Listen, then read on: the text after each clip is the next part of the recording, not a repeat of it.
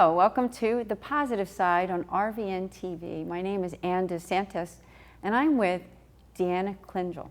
She is an author, a mother, and a grandmother. Klingel, excuse me. Welcome to The Positive Side, Deanna. Thank you. I'm delighted to be here. Thank you. Now, Deanna came up from North Carolina with her husband, Dave. I'm so delighted. I mean, we're here in Cherry Hill, New Jersey, and they came up on the train, and right now when we're taping this show, it's right around the time of the hurricane season. So we're just so blessed that you came here. And now Deanna and I have something in common. We're both authors with an organization called CatholicMom.com. So we say hello to our friends. Hello to Catholic.com. Catholic Mom. And so I thought we could just start out with Deanna. If you could just tell us a little bit about your family, and you live in North Carolina. She's on the eastern side, just moved there not too long ago. 1 year. And tell us about your family life. Well, my family consists of Dave, my husband, for all of my life practically. We have 7 children who are all grown now. I'm very proud of them.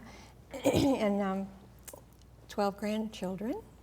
So yes, we're pretty well set. And we've been in Edenton now for 1 year. And we're retired. So we're enjoying that life in a small town again. We both grew up in a small town, so this is like a return for us. Yeah. You have an awesome website. Now I know it's called, her ministry is Books by Deanna. It's spelled D-E-A-N-N-A. Now that's your website too, isn't it? So it's booksbydeanna.com. You're going to have to check that out. If you have your phone or your laptop, be sure to check out Books by Deanna. And I apologize, Klingel. Klingel. Yes, yes. So, always got to make sure we pronounce, I'm with an author here, right? Make sure we pronounce everything correctly. So tell us, what is it like for you to be an author? And I know that you got involved in this after, correct? Your husband was involved with a long career with IBM, and then you decided to get into authorship.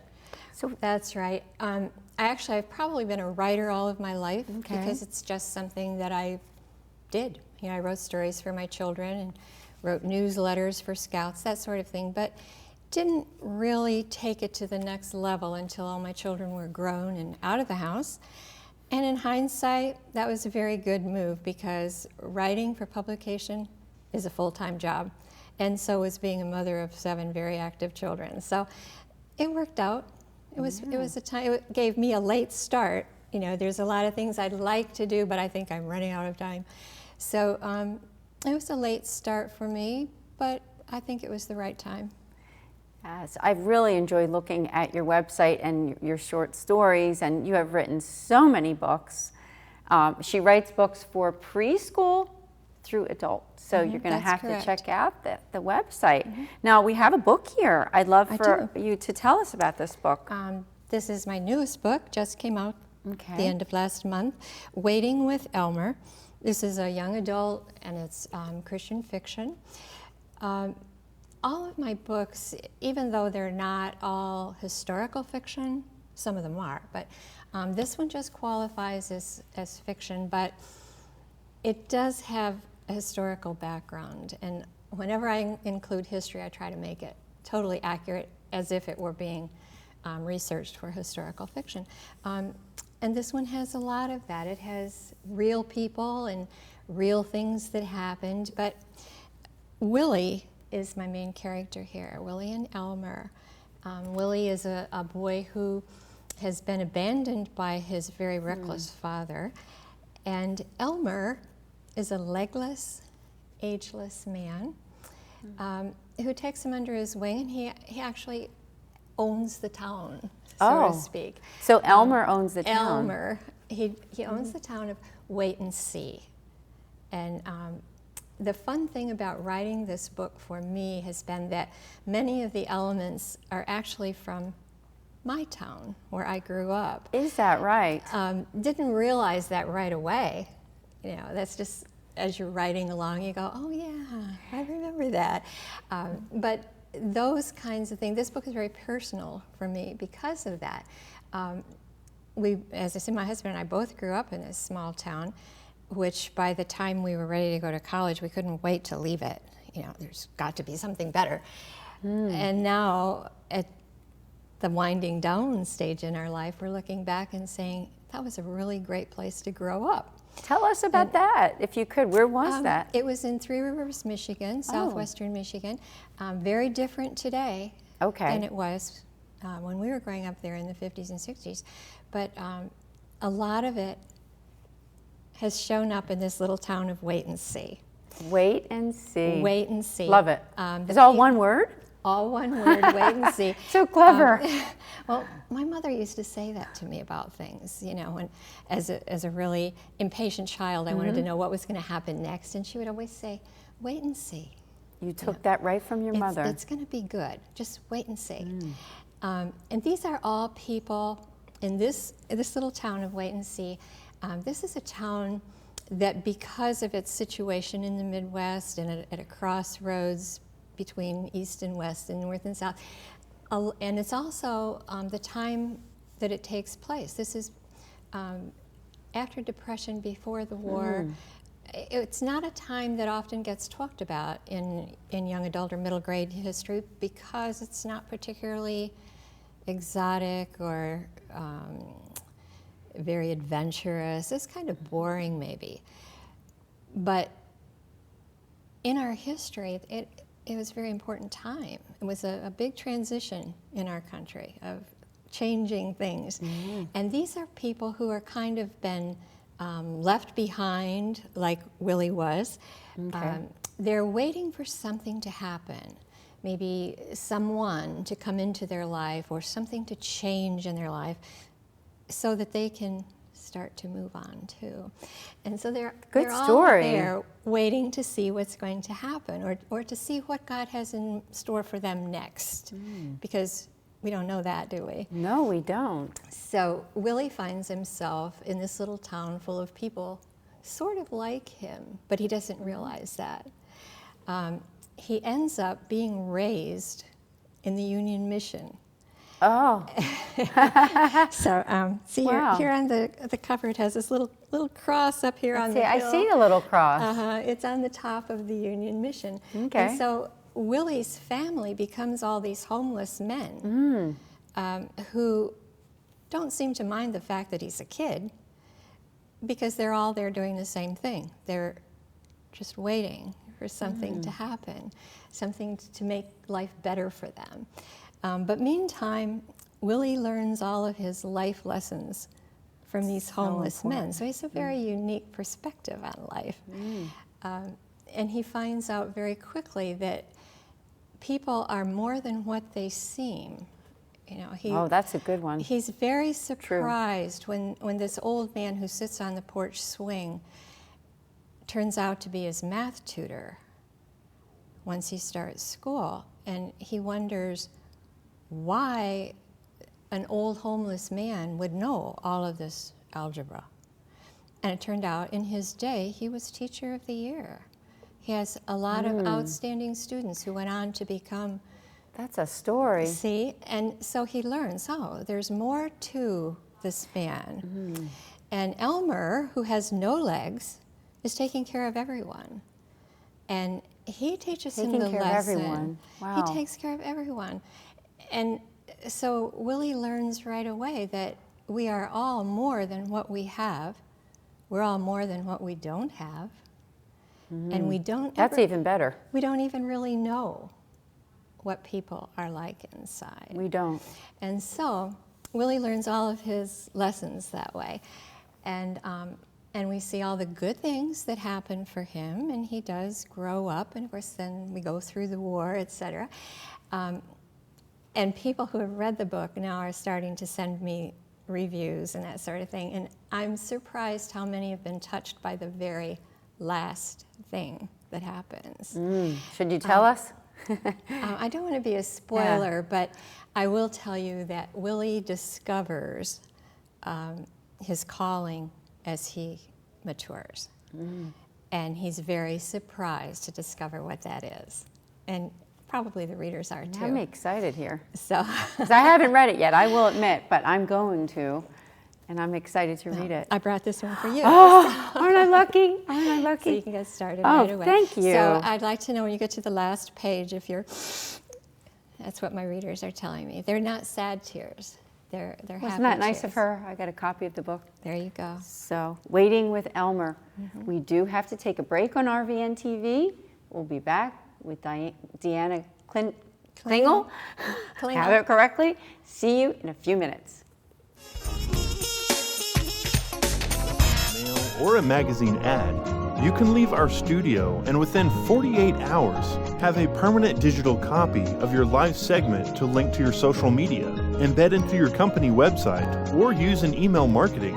Investing in your brand is so very important, and we can't wait to have you as a guest. Shelter dogs aren't broken. They've simply experienced more life. If they were human, we would call them wise. They would be the ones with tales to tell and stories to write, the ones dealt a bad hand who responded with courage. Do not pity a shelter dog. Adopt one.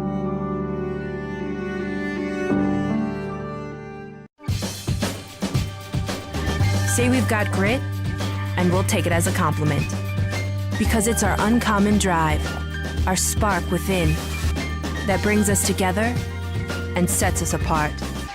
We are temple made. And when others take shortcuts, when others take breaks, when others take the easy way, we take charge. Add us on social media. Hello, welcome back to The Positive Side on RVNTV. Back again with Deanna Klingel. I said it correctly. Yes, you did. Thank you. And Deanna is an author, children's author, and she is the author of the new book, Waiting with Elmer. And I'm so lucky because she's given me this book, and she talked about it during the first half. So now where can our viewers buy this book if they'd like to buy it? This book is available wherever books are sold. You can buy it at your local bookstore. You can get it on my website. You can get it from my publisher, which is Progressive Rising Phoenix Press.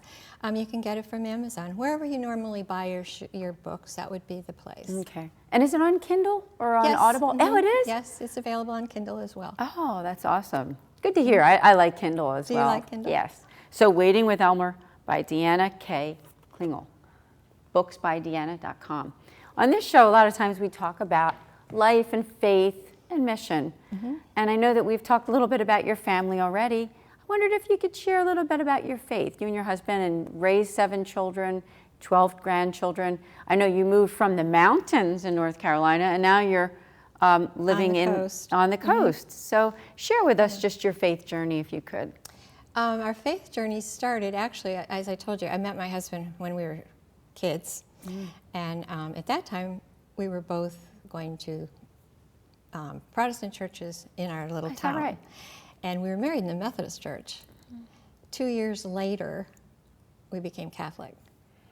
And so we've been Catholic since 1963 or 4, I guess, about 64. Raised all of our children that way. And I think that was probably what was supposed to happen for us. It came as a bit of a surprise, but and that's even where we maybe are. for your other family members, because you were in a different faith and decided to come into the Catholic Church. It didn't create any kind of controversy for us. We made that move kind of easily. We were then involved in other organizations within the church, like Curcio movement and that's wonderful. the marriage encounter and that sort of thing. And we've just grown with it and are very comfortable with it now, and sometimes sort of forget that we should talk about that. Like when you brought it up, I went, oh, should I talk about that? It's a very important part of our life, and certainly for my writing, when you suggested we were going to talk about faith, family, and mission, for me, my mission came about because of that. All of my writings, even though they're not all particularly Catholic books, if you want to say Catholic books, I do belong to the Catholic Writers Guild, and we have a seal of approval of the Catholic Writers Guild. To get the seal of approval, it doesn't have to be a Catholic book, but it cannot in any way counter church teaching, probably, exactly. correct? And if you already have an imprimatur in your book, then you don't need one of those. But I have 5 books that have, and this one just got it a couple of weeks ago. Okay. So I was very, very happy about that. But I do try in all of my books in some way to inspire my readers, because I don't really write about saints. I write about people who are called to be saints, as we all are. And the struggles that they have, the people I write about, the characters that I want to inspire my readers, are not perfect people. They often have kind of unique little flaws, but they're working at it and they're trying. And I think when I can show my readers how important the faith was to those characters and how they were able to get out of situations that my readers are probably going through right now, then I think that's helpful. And So inspiring. I It just is. really am not interested in the mass market of stuff, just That has no value. just a book, right? No value. So I try to put virtue in That's so all of my important. books to make it important, make it an important part of the life of my characters and what they're going through. And virtue is not something we talk about a lot, and yet it's And we very should. important to our spirituality, which we're going to have. Whether it's for the good or the bad, it's there, and virtue is such an important part of that. So I try to do that in all of my books. And I want to thank you personally, because we're in a culture right now where not just young people, we all need that. We all need virtue. Yes, we ma'am. all need to, having that ability to come to that point in our lives where to say, there's something just beyond myself. exactly My faith right. teaches me that. Your faith teaches you that. There's something beyond myself. Exactly. And eternity, which is It's really there. the most important thing. So I hope that that's what my readers get from my books. I hope that they read something that one day they'll go, oh, I remember that I read that. Maybe I should try that. Made a difference. It made a difference. So I hope that all my books will make a little difference to someone. Thank you. Yeah. I'm sure it has. I'm sure it has. I just want to read some of the areas that Deanna has worked in. As I mentioned, she's also an author, right, with CatholicMom.com. You are with CatholicMom.com. Yeah, I make periodic contributions to CatholicMom.com. Yeah, that's awesome. And she does writing for preschool through adult. Also a member of the Catholic Writers Guild. I know that they just had a big conference in Lancaster. Right, as part of CMN, the Catholic Marketing Network. Yes. Yeah. And husband David, 7 kids, 12 grandkids, and also website again is booksbydeanna.com. So make sure that you check it out, especially if you're interested in getting Waiting with Elmer and some of the other terrific books and short stories. And also, as I mentioned when we were talking, you mentioned that you went from the mountains of North Carolina and now to the coast in North Carolina, same state, but saying that you're restoring a 1790 to 1920 bungalow in the historic district of Edenton. Tell us what that's like for you. Well, I tell my friends that we have just gone from as far southwest in the state as you can get and still be in North Carolina to going the farthest northeast as you can get and still be in the state of North Carolina. We have a long state. That's an 8.5 mile Is it? hour 8.5 trip hours. from our old house to our new house, and we are still in the same state. So it's a long ways, but both of them were small towns. When we bought this house, we thought it was a 1920s craftsman bungalow. And when we started the restoration, they pulled out a wall, discovered that the original house was actually built in 1790. Oh. And so then it got very exciting. So we've left that open, left the casing way by the door open so that you can actually see this old piece of wood that doesn't look much like lumber, actually. No? No, it's so dense and so dark, but you can get a little splinter on it. And so that's been pretty exciting for us. And our house is finished now, and we're very comfortable in it. It's a lot smaller.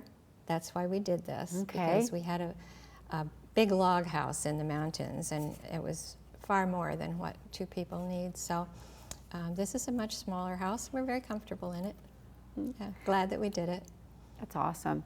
I do want to mention some of her other writings, just for our viewers. One is Just for the Moment, 2010. The Remarkable Gift of the Therapy Dog. Another one is Rebecca and, is it Hart? Rebecca and Hart. And Hart from 2018.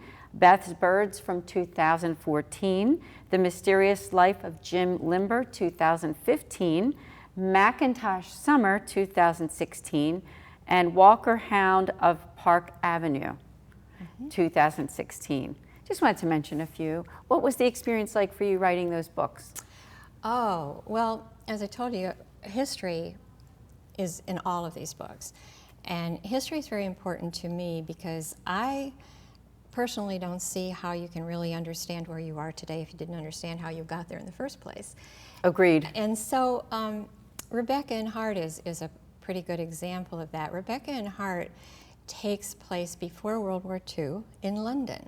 Oh. But the story is of an autistic girl, Rebecca, and this stray mutt who shows her community how to reach her in her quiet world, her silent world.